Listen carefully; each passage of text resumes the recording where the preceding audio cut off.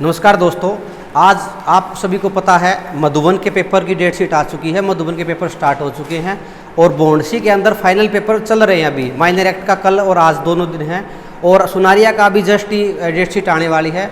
तो समय खराब न करते हुए हम आज जो माइनर एक्ट की जो 14 के 14 एक्ट है उनकी रिवीजन पर ध्यान देंगे। सबसे पहले बात करते हैं पोक्सो एक्ट की। पोक्सो एक्ट के अंदर बार बार प्रश्न ये आ रहे हैं, पोक्सो एक्ट का एक्ट नंबर क्या है? 2000। अगर 12 वाली बात करें तो 14 नवंबर को लागू हुआ और 19 जून 2012 को यह एक्ट पारित हुआ। इसका अमेंडमेंट एक्ट नंबर है 25/2019। 5 अगस्त और 16 अगस्त इनमें से दोस्तों बार बार प्रश्न उठ रहे हैं। ये क्लियर हुआ? अब मैं बात करता हूं, सेक्शन नंबर 1 बोलती है नाम, विस्तार और प्रारंभ। इसका विस्तार संपूर्ण भारत में है। सेक्शन नंबर 2 में परिभाषा। सेक्शन नंबर 3 है प्रवेशन लैंगिक हमला। अगर कोई पेनिट्रेटिव की बात आती है, सेक्स की बात आती है, तो सेक्शन नंबर 3 में बताया गया है। इसका ऑफेंस किस में है? 4 में। एक पर्सन आया हुआ है 15 वर्ष से कम के बालिका के साथ अपराध होता है। तो 15 वर्ष से कम, 16 वर्ष से अगर कम है, 15 की होगी तो उसमें कितनी वर्ष की जुर्माना दिया गया है? दंड है 20 वर्ष का। पर्सन है 15 वर्ष से कम पीड़िता के साथ, जो लड़की है बालिका के साथ, तो किसमें आएगा? 20 वर्ष में। सेक्शन नंबर 5 बोलती है गुरुत्व, एग्रोवेटेड, गंभीर। पुजारी का पर्सन है, लोक सेवक का है, या कोई सीआरपीएफ का जवान है, अध्यापक का पर्सन है। बार बार या किसी भी ग्रुप की बात आती है, सगे संबंधी की बात आती है, संरक्षण में रहते हुए प्रवेशन लैंगिक हमला करता है तो उसको बोला जाएगा गुरुतर प्रवेशन लैंगिक हमला। इसमें प्रश्न आता है दोस्तों, पोक्सो एक्ट के अंदर मृत्युदंड का प्रावधान किस सेक्शन में है? सेक्शन नंबर 6 के अंदर। इसके बाद आती है सेक्शन नंबर 7 लैंगिक हमला। अगर ओनली स्पर्श करना है, जो इंटेंशन होगा वो लैंगिक हमले का है, तो सेक्शन नंबर 8 में इसका क्या दिया गया है? दंड दिया। अरे समझ में आ रही है? इसके बाद में सेक्शन नंबर 9 है दोस्तों गुरुतर लैंगिक हमला। गुरुतर वही एग्रोवेटेड, ग्रुप की बात है, सगे संबंधी की है, रिश्तेदार की है, लोक सेवक की है। अगर वो करता है तो उसकी सजा का प्रावधान किस सेक्शन में है? 10 सेक्शन में है। उसके बाद है छेड़खानी, लैंगिक उत्पीड़न। लैंगिक हमला नहीं, उत्पीड़न। उत्पीड़न के बारे में है। लैंगिक उत्पीड़न सेक्सुअल हरासमेंट है। अगर छेड़खानी की बात आती है, पीछा करने की बात आती है, मीडिया से कोई साक्ष्य देने की बात आती है, तो उसके दंड का प्रावधान किस सेक्शन में है? धारा नंबर 12 के अंदर।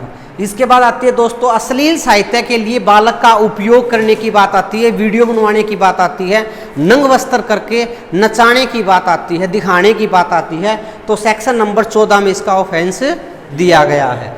इसके बाद में सेक्शन नंबर 15 जो अश्लील साहित्य का जो अपने पास क्या रखता है? भंडार रखने के लिए दंड है, वो सेक्शन नंबर 15 का दंड सेक्शन नंबर 15 में दिया गया है। इसके बाद आती है दोस्तों उकसाना, दुष्प्रेरित करना। जिसके लिए दुष्प्रेरित किया गया है उसका दंड का प्रावधान किस सेक्शन में दिया गया है? 17। साथ में जिसके लिए अपराध किया वो सेक्शन और प्लस में उकसाने वाली सेक्शन। सेक्शन नंबर 18 है प्रयत्न, प्रयास करना। किसी अपराध के लिए प्रयास करना, प्रयास करने से जो अपराध घटित हो जाता है, तो सेक्शन नंबर 18 का ऑफेंस बताया गया है। इसके बाद में सेकंड पार्ट चलता है इसका, अपराधों की प्रक्रिया। रिपोर्ट करना सेक्शन नंबर किसके अंदर है? 19। लिखित में रिपोर्ट की जाएगी, 24 घंटे के अंदर विशेष किशोर पुलिस यूनिट के सामने उसको पेश कर दिया जाएगा। उसके बाद में मीडिया सूचना। अगर मीडिया को किसी प्रकार का पोक्सो एक्ट से संबंधित अपराध का पता लगता है तो मीडिया उसकी सूचना सबसे पहले किसको देगी?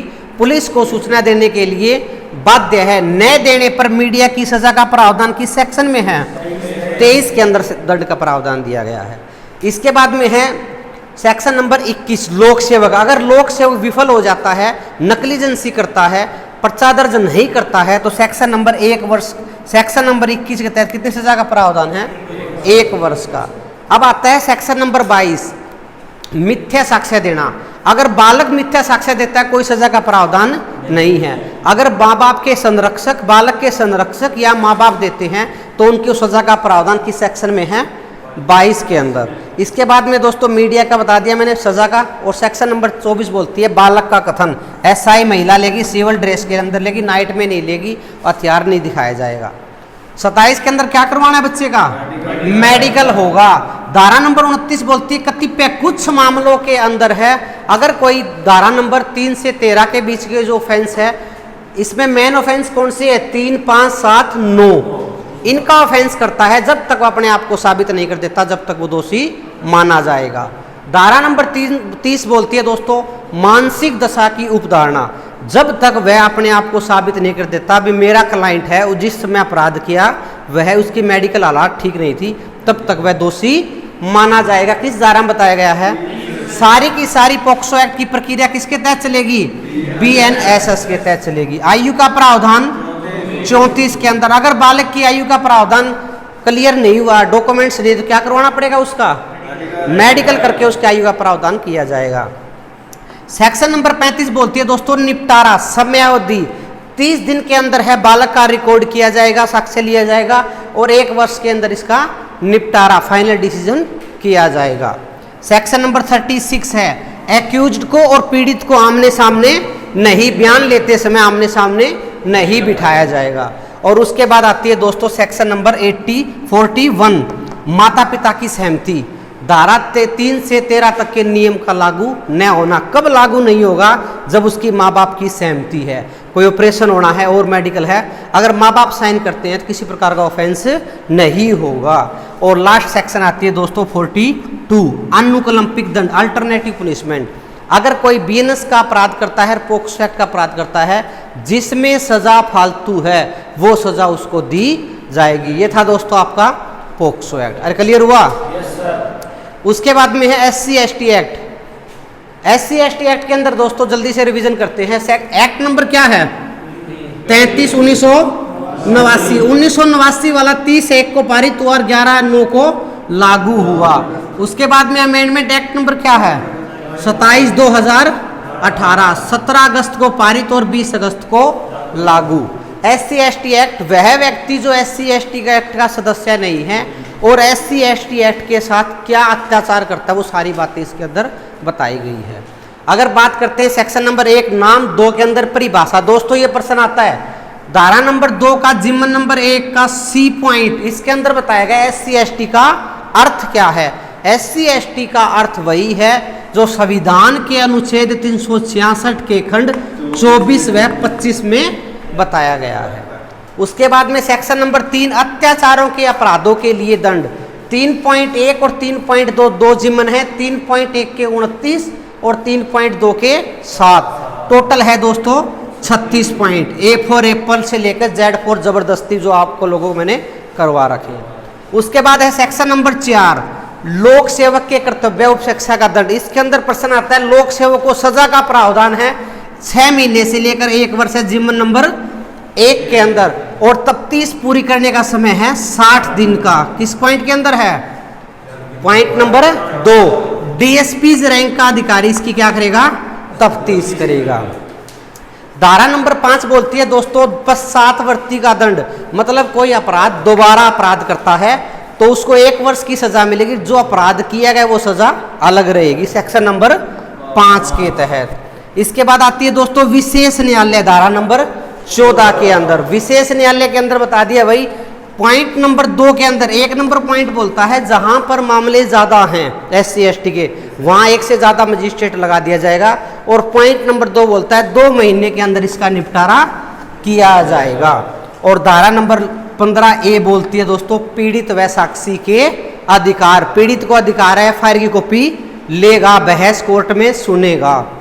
और इसके बाद आता है दोस्तों 18 अग्रिम जमानत 882 BNSS जो SC/ST का मुकदमा है और उसके ऊपर अग्रिम जमानत किसी प्रकार लागू नहीं होंगे, उसके रूल लागू नहीं होंगे।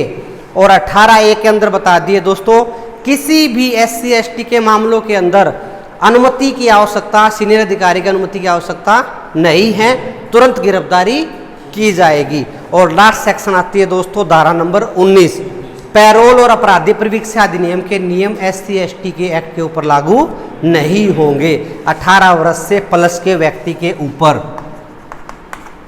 अब करते हैं दोस्तों सिविल राइट और डाउरी एक्ट। हाँ दोस्तों अब हम करेंगे नागरिक अधिकारों का संरक्षण अधिनियम, सिविल राइट एक्ट है। एक्ट नंबर कितना है? 22 1955। 8 मई 1955 को पारित हुआ, 1 जून 1955 को लागू। इसके अंदर एक प्रश्न आता है दोस्तों इससे पहले इसका नाम क्या था? 1976 में इसका नाम बदला गया, नागरिक अधिकारों का संरक्षण अधिनियम लिखा गया। इससे पहले इसका छुआछूत अधिनियम था। क्या नाम था? अगर मैं बात करता हूं, धारा नंबर 1 बोलती है नाम विस्तार और प्रारंभ, और धारा नंबर 2 के अंदर है परिभाषा। धारा नंबर 3 के अंदर बताया गया धार्मिक, अगर मंदिर में से पानी न भरने देना, मंदिर के अंदर एंट्री न करने देना, सारा का सारा मामला है छुआछूत के कारण, अस्पृश्यता के कारण। तो किस सेक्शन का अपराध होगा? मंदिर में सेवा न करने देना किसका होगा? मंदिर में बने तालाब में नहाने न देना। अगर बात आ जाए 4 की सामाजिक, गांव में गुड़चड़ी नहीं काटने देना, अन्य व्यवसाय नहीं करने देना, इसके अलावा कोई गहने नहीं पहनने देना, गली में से गुजरने नहीं देना, सामाजिक गांव के तौर की इस प्रकार बात आएंगी तो सेक्शन नंबर किस में होगा? 4 में क्या है? सामाजिक। 5 बोलती है दोस्तों अस्पताल और शिक्षा संस्था। अस्पताल और शिक्षा संस्था के लिए अलग सेक्शन बना दी, सेक्शन नंबर 5। अगर कोई व्यक्ति छुआछूत के कारण किसी शिक्षा संस्थान के अंदर या अस्पताल के अंदर एंट्री करने से मना करता है या एंट्री करने के बाद भेदभाव करता है तो सेक्शन नंबर किसका अपराध होगा? और सेक्शन नंबर 6 बोलती है दोस्तों सेवा न देना। इसके अंदर 3 पर्सन आते हैं। धोबी है कपड़े धोने से मना करता है, नाई सेव करने से मना करता है, कोई दुकानदार है वो सामान देने से मना करता है। किस सेक्शन का अपराध होगा? 6 का। किसका होगा? 6 का। ऐसे तुक्के मत मारो। धारा नंबर 7 है अस्पृश्यता। अस्पृश्यता इसके अंदर प्रश्न आता है लागू न होना। धारा अनुच्छेद किसमें बताया गया है? 17 नंबर अनुच्छेद के अंदर है। 7A के अंदर है मजबूर करना, हाथों से गंदगी उठाने पर मजबूर करना, सीवर साफ करने पर मजबूर करना, मरे हुए पशु के बाल काटने पर मजबूर करना। किसका अपराध होगा? 7A का। किसी अपराध के लिए उकसाने से अपराध घटित होना किसका अपराध होगा? दोबारा करने पर। सभी अपराध संज्ञेय व अजमानती होंगे। दोस्तों संज्ञेय वाला प्रश्न आता है वो लगभग मोस्टली एक्ट के अंदर लास्ट वाले सेक्शनों के अंदर दिया गया, संज्ञेय अजमानती है। क्लियर है? दहेज प्रतिषेध अधिनियम। दोस्तों दहेज प्रतिषेध अधिनियम है act number 28 1961। Amendment Haryana amendment है ओनली एक्ट नंबर 38 1976। 5 अगस्त को यह एक्ट पारित हुआ और 11 अगस्त को एक्ट यह लागू हुआ। 38 वाले एक्ट है पूरे हरियाणा के अंदर इसका विस्तार है। धारा नंबर 1 के अंदर है नाम विस्तार और प्रारंभ, 2 के अंदर परिभाषा। धारा नंबर 3 बोलती है कुछ कार्यों की मनाही, दहेज लेना देना और दहेज के लिए उकसाना। और उसके बाद 2 नंबर इसके पॉइंट आ जाते हैं कई बार किस पॉइंट में है।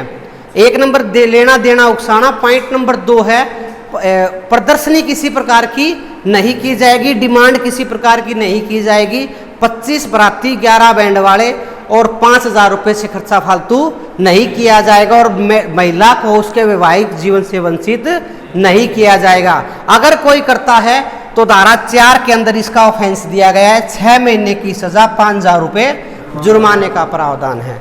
धारा नंबर 4 क्या बोलती है दोस्तों? विज्ञापन पर प्रतिबंध। अगर कोई व्यक्ति अपने पुत्र या पुत्री की वीडियो, विवाह की वीडियो है या कोई ऑडियो है या कोई फोटो विज्ञापन के अंदर छपवाता है, मीडिया के अंदर उजागर करता है तो कम से कम 6 महीना और अधिकतम 5 वर्ष की सजा का प्रावधान है और 15,000 रुपये जुर्माने का प्रावधान है। और लास्ट सेक्शन आती है दोस्तों धारा नंबर 7 अपराधों का संज्ञान। डीएसपी रैंक का अधिकारी इसकी तफ्तीश करेगा और फर्स्ट क्लास मजिस्ट्रेट इसकी सुनवाई करेगा। दोस्तों अभी डोमेस्टिक वायलेंस घरेलू हिंसा से महिलाओं का संरक्षण अधिनियम है, उसके ऊपर चर्चा करेंगे। घरेलू हिंसाओं से महिलाओं का संरक्षण अधिनियम है, एक्ट नंबर क्या है? 43 2005। अगर 13 सितंबर 2005 को क्या हुआ?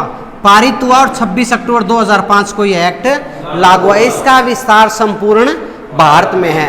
31 अक्टूबर 2019 जिस दिन 300 धारा 70 हटी है उस दिन से लगभग सभी एक्ट सभी संपूर्ण भारत में इनका विस्तार हो चुका है। धारा नंबर 1 के अंदर नाम विस्तार, 2 के अंदर परिभाषा। दोस्तों यहाँ पर एक प्रश्न आप लोगों ने ध्यान रखना है, घरेलू हिंसाओं से महिलाओं का संरक्षण अधिनियम की बात आ जाए तो परिभाषा किस धारा में है? 2 में। अगर बात आ जाती है घरेलू हिंसा की परिभाषा तो किस धारा में होगी? 3 में। यहीं पर एक प्रश्न और स्टार्ट करता हूं, अगर बात आ जाए जुआ अधिनियम की परिभाषा किस धारा में है? 1 में। और एक्साइज एक्ट की 3 में। और घरेलू हिंसा की परिभाषा किस में है? और आपके मिड टर्म के जो एग्जाम हैं अभी जो रिक्रूट बैच चल रहे हैं 14 के 14 बाकी जो बच्चे एक्ट है सारे की परिभाषा किस धारा में है? 2 में। धारा नंबर 4 घरेलू हिंसा की बात करें, महिला को शारीरिक रूप से तंग करना, उसके शारीरिक मानसिक रूप से प्रताड़ित करना, दहेज की डिमांड करना या धमकी के प्रभाव में रखना, तो सारी की सारी बात क्या रहेगी? घरेलू हिंसा रहेगी। किस धारा में बताई गई है? 3 के अंदर। धारा नंबर 4 बोलती है संरक्षण अधिकारी को सूचना। जहां पर इस प्रकार का घरेलू हिंसा हो रही है तो उसकी संरक्षण अधिकारी को सूचना, और सूचना देने वाले का कर्तव्य किस धारा में बताया गया है? 4 के अंदर वह सूचना दे सकता है। क्लियर हुआ? सेक्शन नंबर 5 है दोस्तों, मजिस्ट्रेट, समाज सेवी व पुलिस के कर्तव्य।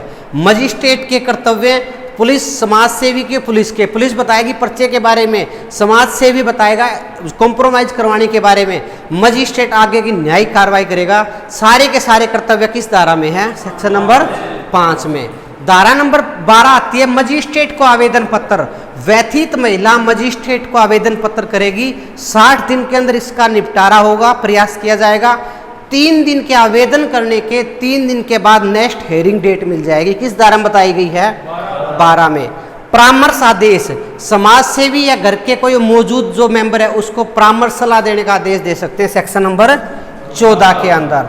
शामिलाती कुटुंब, महिला को उसके घर, जो घर में है उससे बेदखल नहीं किया जा सकता। किस सेक्शन में बताया गया है?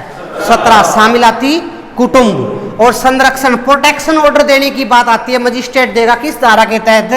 18 के तहत, व्यथित महिला को। और धारा नंबर 19 है दोस्तों, निवास आदेश। चाहे किराए के मकान देना पड़े, अलग से आदेश करेंगे उसका, निवास आदेश का। अगर व्यथित का मतलब पीड़ित, प्रत्यार्थी का मतलब करने वाला। अगर प्रत्यार्थी इन बातों को मुकरता है, मानता नहीं है, आदेश भंग करता है, तो सेक्शन नंबर 31 के अंदर दंड का प्रावधान है, 1 वर्ष की सजा, 20,000 रुपये जुर्माना। और लास्ट सेक्शन दोस्तों, सेक्शन नंबर 32, संज्ञान और सबूत। व्यथित महिला की गवाही के ऊपर है, प्रत्यार्थी को सजा दी जाएगी। दोस्तों, संज्ञान और सबूत, संज्ञा अपराध, अजमानती अपराध प्रत्येक मोस्टली एक्ट के लास्ट में बतलाए गए हैं। ओके दोस्तों, कार्यस्थल पर लैंगिक उत्पीड़न, महिलाओं का कार्यस्थल पर लैंगिक उत्पीड़न के बारे में है। महिलाओं का कार्यस्थल पर लैंगिक उत्पीड़न एक्ट नंबर 14 2013 पारित की बात करें तो 22/4/13 और लागू होगा 9/12/13। इसके अंदर दोस्तों अध्याय 8 है और धारा कितनी है? 30। स्टार्ट करते हैं। धारा नंबर 1 में है नाम विस्तार प्रारंभ, इसका विस्तार संपूर्ण भारत में है। 2 में है परिभाषा। धारा नंबर 3 बोलती है कार्यस्थल पर महिलाओं का लैंगिक उत्पीड़न से निवारण या छुटकारा। किसी प्रकार महिला के साथ है लैंगिक उत्पीड़न नहीं किया जाएगा। किस धारा में बताई गई है? 3 के अंदर। धारा नंबर 4 दोस्तों, इसके अंदर 2 है, आंतरिक समिति और स्थानीय समिति। आप लोगों ने इतना ही ध्यान रखना है, आंतरिक समिति है, आंतरिक समिति के अंदर 4 सदस्य होंगे। कितने वर्ष के लिए? 3 वर्ष के लिए। और स्थानीय समिति है, धारा नंबर 6 के तहत है, इसमें 5 सदस्य होंगे 3 वर्ष के लिए। स्थानीय समिति वहां पर बनाई जाएगी जब नियोजक के विरुद्ध अपराध हो, नियोजक के विरुद्ध अपराध हो, डीडीओ के विरुद्ध अपराध हो, वहां पर अलग से एक नोडल अफसर बनाया जाएगा। तो सदस्य हो जाएंगे 5, कितने वर्ष के लिए? 3 वर्ष के लिए। ये सारी की सारी समयावधि संरचना स्थानीय समिति की किसमें बताई गई है? 7 के अंदर। धारा नंबर 9 के अंदर बताई गई है जहां महिला के साथ परिवाद हुआ है, मतलब अपराध हुआ है, लैंगिक उत्पीड़न हुआ है, महिला वहां पर परिवाद कर सकती है, शिकायत कर सकती है। किस धारा में? 9 के अंदर बताया गया है। या तो वह खुद शिकायत करेगी या कोई भी किसी प्रकार का उसका वारिस कर सकता है। कितने दिन के अंदर? 30 दिन के अंदर लिखित में देगी वो। और धारा नंबर 10 बोलती है समझौता। महिला से रिक्वेस्ट की जाएगी, महिला से समझौते के लिए रिक्वेस्ट की जाएगी। धारा नंबर 10 में अगर मानती है तो समझौता हो जाएगा, किसी प्रकार की कार्रवाई नहीं होगी।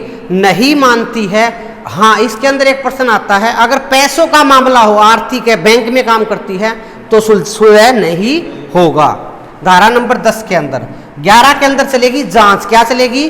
जांच। अगर घरेलू कर्मकार है तो पुलिस के पास भेज दिया जाएगा। अगर कर्मचारी है तो उसकी विभाग की सेवा नियमों के अनुसार उसके खिलाफ कार्रवाई कर दी जाएगी। या तो डिपार्टमेंट इंक्वायरी खोलनी है, डीडीओ को देखना है, वो जांच चलेगी।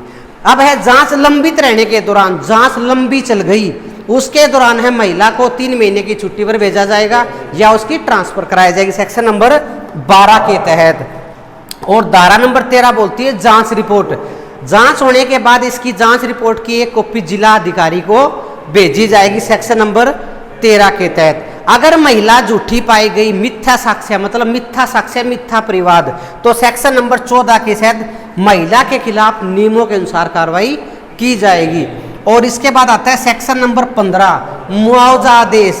अगर महिला को पीड़ित हुई है, डॉक्टरी पैसे लगे हैं, जो खर्चा लगा है, जो महिला को मुआवजा आदेश करेंगे वो सेक्शन नंबर किसमें बताया गया है 15। सारी बातों को जितनी बताई गई है इनको उजागर करने पर रोक किस धारा में है 16। उजागर करने पर दंड का प्रावधान किस धारा में है 17। ये था दोस्तों आपका कार्यस्थल पर लैंगिक उत्पीड़न। दोस्तों आपको अभी एनडीपीएस एक्ट के बारे में बताते हैं। एनडीपीएस एक्ट है, एनडीपीएस एक्ट है नशीली दवाइयाँ, NDPS narcotics drugs and psychotropic substance act, नशीली दवाइयाँ नशीले पदार्थों का अधिनियम, एक्ट नंबर 61/1985। 14 नवंबर को यह एक्ट लागू हुआ।